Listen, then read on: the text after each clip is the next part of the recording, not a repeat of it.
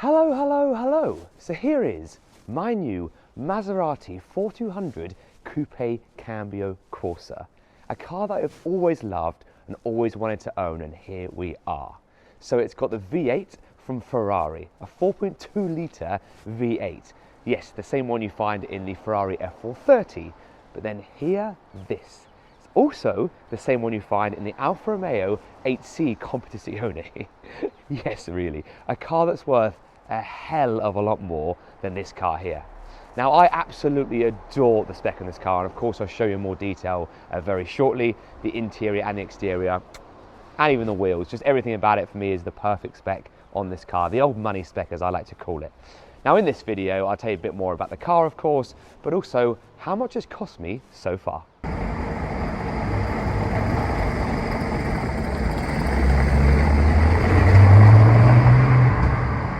Let me show you the spec on this absolute beauty of an Italian sports car. So the colour on the exterior is what made me really fall in love with it at first. And that colour is called Azzurro Argentina, a light blue which actually changes to purple, a very light purple in some light. Now on the side we have the wheels, which actually some people have said to me they're not a massive fan of. I personally like them. I like the grey, I like the grey silver, and also like that the calipers are also the same colour with Maserati written in red. So moving around the car, we've got the V8 on the side, of course it's a V8, and then the front angle of the car, the classic Maserati. Let me just turn the light up for you there. The sharp nose, what a beauty. It doesn't stop there though, and this is a bit that gets me really excited about this car, the biscuit interior. You've probably already seen there. And by the way, just to mention, this car was made in 2005, so it's just hit 20 years old. Look at the condition that this is in. You probably saw on the paint when I showed you on the outside, and just look at this. Of course, there are a little bit of wear and tear in the seats, but God, you'd expect a lot more, a hell of a lot more in a car of this age. And I'm actually going to jump over the other side there to show you the dash, because I also adore that. So here we are on the driver's side now. Here's a right hooker, and look at the blue dials here, the blue dash. Just zoom in there for you as well. Has Jaeger, the watch brand, written on it. It must have been a collaboration with them.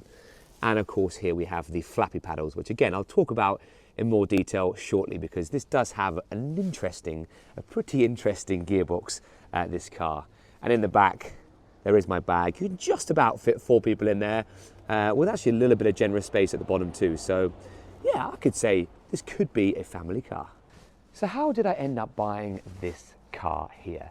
Now, as I said, I've always adored the Maseratis from this era, the 2000s era, the Quattroporta of this era. What a car. There's quite a few of them around London, and they do look good. I also love the 3200 GT, which is very, very similar to this car. But what they do have over this car, and everyone keeps mentioning to me, is the rear boomerang lights. Now I'll put a picture in the overlay here, and wow, they look so, so good.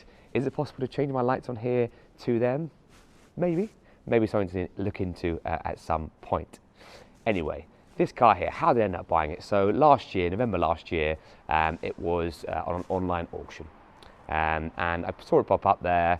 Not many people had bid on it so far, and I thought, you know what, I know the reserve is much higher than I want to go, but let's see what I can do. Put a bid in, put a few more bids in, and the next day it ended. So the auction ended, and yeah, I didn't win. It didn't hit the reserve, but I did know I was the highest bidder. So of course, when that happens, you expect an email or a call from the auction house the next day to say, hey, you didn't win it, but you were the highest bidder. Do you want to top it up and do a deal with the owner? I didn't actually top it up. I got my highest bid, he accepted it, and it all happened very, very quickly. So here we are with this car. I wasn't really in the market for one, instead I've always loved them, but when I saw this spec, when I saw it, I thought, you know what, I do need a new car, a little sports car, and that's how it ended up right here. You join me on a drive around central London. Now you're probably thinking, is this car good for central London? It's not the best around a city, like most supercars and sports cars, to be perfectly honest with you. They're better suited to the open roads, the country roads, where you can open them up a bit more and really put them to the test. And of course, really utilize the power that, of course, this car has as well. Now, the biggest negative of this car is the gearbox. It is a bit clunky, it's a bit heavy, it's a bit oomph sometimes. It throws you a little bit forward when it's going down the gears. Now, I did see a specialist recently who said it might be that the clutch transmission on the specific car is set up slightly wrong, slightly different, so that might be a reason why this feels extra clunky. But it's definitely worth looking at for me and anyone else that owns one, if yours is feeling a bit clunky, a bit jaunty. But what I will say is, my friend, I've got two friends actually that went on the press drive for this car many moons ago, well, 21 years ago, in 2004 or 2005. And they even said to me, even then when the cars are brand new, they didn't really enjoy the gearbox on them compared to all the other cars that came out in that time.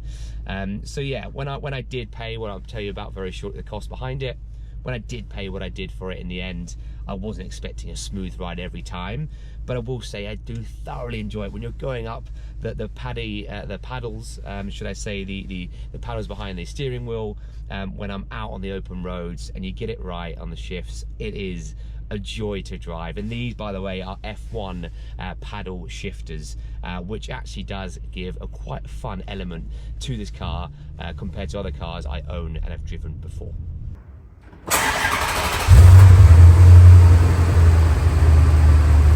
Something else I find a little bit disappointing about this car is the fact that the exhaust isn't that loud. I mean, you probably heard it in this video so far. It's okay, but for a car with a V8 engine like this and Ferrari power in it, it is a little bit underwhelming. However, let me show you what I have in the boot which came with the car. What you can find in the boot of my car is two exhausts. These are tubey exhaust. Now, if you know about these cars or you've owned them before, you'll know that these are the exhausts to have. If you're going to upgrade them, if you're going to change exhaust, go for these tubey exhausts. Now, I don't know loads about them, but at some point I do want to replace these two with the two in here to really transform the sound of my little rocket. No doubt a few of you are thinking, why has he bought this car? It's going to cost him a lot of money. And of course I know some things are going to go wrong with this car. They aren't known to be the most reliable, and that's reflective in their market value. So this car, how much did I pay for it? I'm sure you're wanting to know. So I paid £7,000 all in for this car. And you're probably thinking, that's very good value for a Maserati, V8 engine, the same as an F430 and the same as an Alfa Romeo 8C Competizione, the same engine, and you're going to get it for £7,000. There is a little bit of a catch though. So when I bought the car, I did know that I needed to replace the AC compressor in it. And that cost me, with labour and parts, that cost me just over £1,500 all in for that. So I had to do that straight away. So now we're looking at just over £8,000 for this car. Now it does have 80,000 miles on the clock, which is quite a lot for a car of this age, and a Maserati sports car that don't get driven every day typically. However, I did get this checked by a specialist when I bought it, and they said there's zero rot on anywhere on the car, like literally nowhere on the car is there any rot, which is insane. So the previous owner obviously kept it in pristine condition in a car park, all in a dry space, which is great. Of course, there was tax on top, there's insurance. For me as a 28-year-old, been driving for just over 10 years, my insurance was under £1,000 a year for this car, which I was quite surprised at, and you might think that's pretty darn good. Of course, ULEZ is one thing that's really annoying me with this car, and why I might not keep it for ages. It's not ULEZ exempt. I thought I might find a way around it, but it is not ULEZ exempt. So every time I drive this car, I have to pay £12.50 every time I drive it. Of course, it's not loads if you drive it once a week, but still it adds up over time. And also, this car is now joining the garage with the Aston Martin Vanquish S, which is just upstairs in this garage, and also my little Fiat 500. So you're probably thinking, Jesus, 3 cars in central London being parked up, the cost associated with it. Yes, of course it's going to rack up. So honestly, I don't know how long I'm going to keep this car right here. I do adore it. You probably see my passion for it in this video, but will I keep it for that long? I don't know. I think I will keep the Fiat for sure. That will probably never leave my garage. I love that little thing.